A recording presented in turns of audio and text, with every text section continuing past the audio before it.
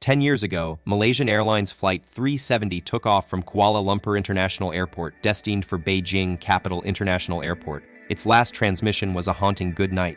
The journey that began on March 8, 2014, ended in one of aviation's greatest mysteries.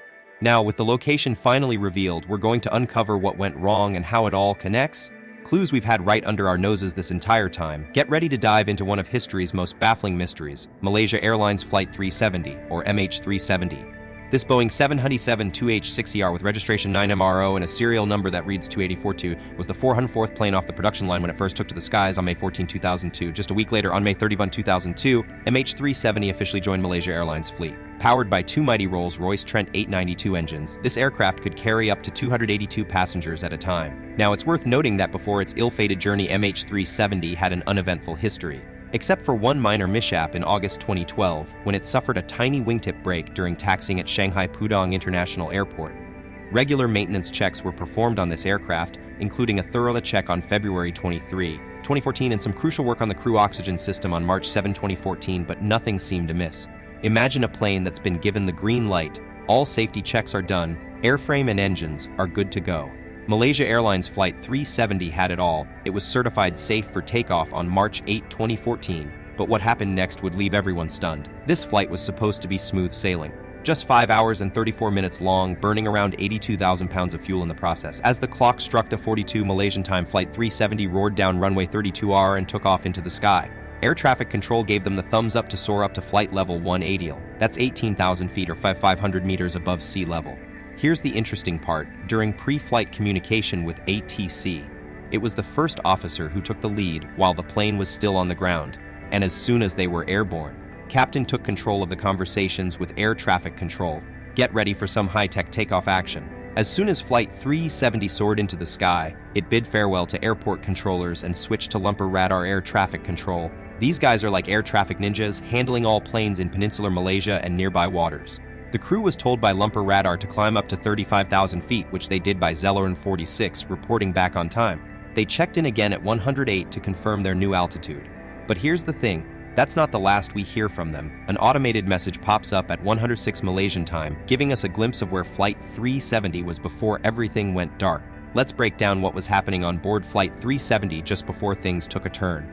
The pilot had sent out an update with some critical info. They were running low on fuel, with about 600 pounds left in the tank.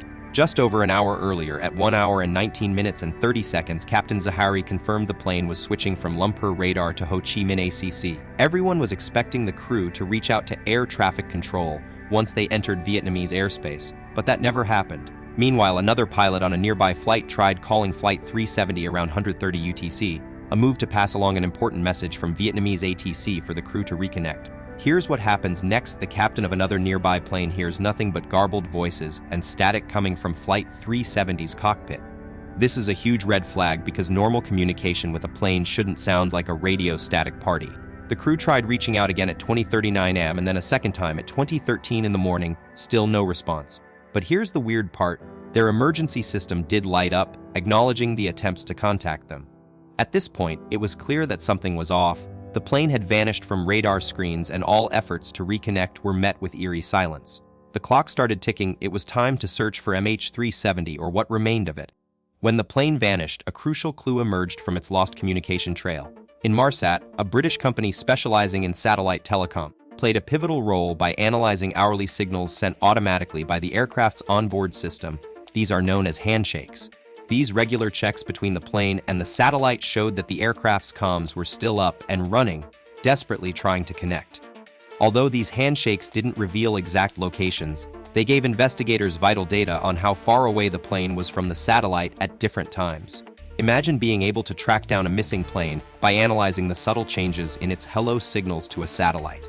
That's exactly what experts at Inmarsat did with the Doppler effect. This nifty technique measures how much the frequency of a signal changes as it bounces between moving objects, like a satellite MH370.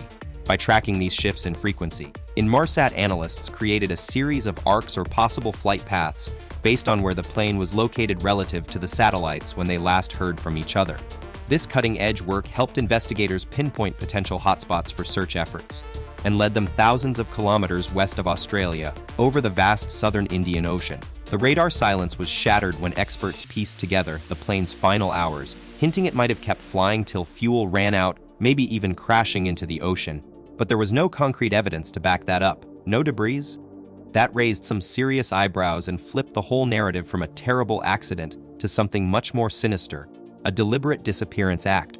The spotlight then shifted to Captain Zahari Ahmad Shah's home, where investigators found his flight simulator, and suddenly were taking a dark turn into the unknown. The investigation into MH370 led researchers to Zahari's home flight simulator, and they took it as evidence. They dug deep into its hard drive to uncover what kind of flying adventures he'd been up to, or even just exploring in his virtual cockpit. Now, you might wonder if they found any clues about specific simulations or routes that matched the mysterious path MH370 took.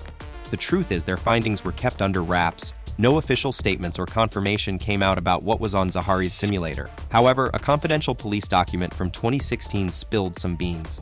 It revealed Zahari had flown a simulated route eerily similar to MH370's presumed crash site in the southern Indian Ocean just a month before that fateful day. Imagine having a treasure map that might lead to solving the biggest aviation mystery of all time. That's exactly what investigators got when they cracked open the pilot's flight simulator hard drive. Inside, they found deleted data from Microsoft Flight Simulator X, revealing crucial details like altitude, speed, and direction. Almost like a digital breadcrumb trail. Over weeks leading up to MH370's vanishing act, this data showed a customized flight path eerily close to the plane's possible route. The FBI made this discovery, and it didn't go unnoticed by Aussie and Malaysian authorities either. They verified these findings, but here's the thing, these weren't smoking guns pointing to the pilot being behind MH370's disappearance. On the contrary, he was considered innocent until proven guilty.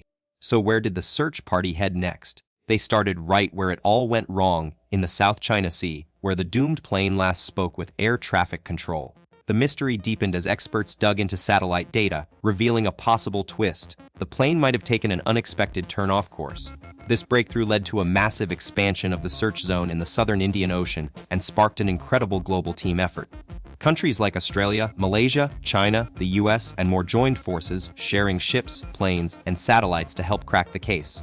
The operation was a tech-driven, multi-layered puzzle: satellite imaging, sonar scans, air and sea patrols, and meticulous debris analysis, all aimed at uncovering MH370's final resting place. After an epic 3-year hunt over an enormous area with no major breakthroughs, Australia, Malaysia, and China made the tough decision to call off their underwater search on January 17, 2017. The clock ticked on and governments officially gave up hope. Malaysia Airlines Flight 370 was gone, its crew and passengers presumed dead. For years, fragments claimed to be from the plane surfaced, but nothing was ever confirmed until now. The breakthrough comes courtesy of Richard Godfrey, an expert from the MH370 independent group, who dug deep into a fresh set of clues.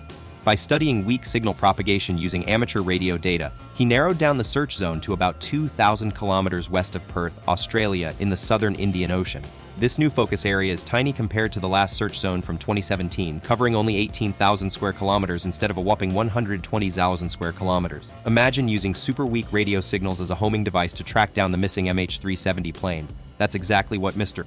Godfrey did by analyzing WSPR signals, and he discovered that a massive object, possibly the plane itself, was interfering with them. His findings matched satellite data and expert drift modeling, painting a clear picture of where the plane went after disappearing from radar screens.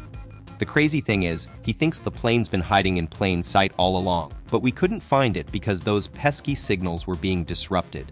Until now, with this new location pinpointed, will justice finally come for the families and loved ones of the 239 people on board? So, what did you guys think of today's video?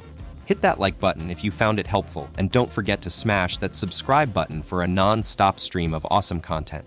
We're looking forward to bringing you more fun facts and knowledge bombs in our next video.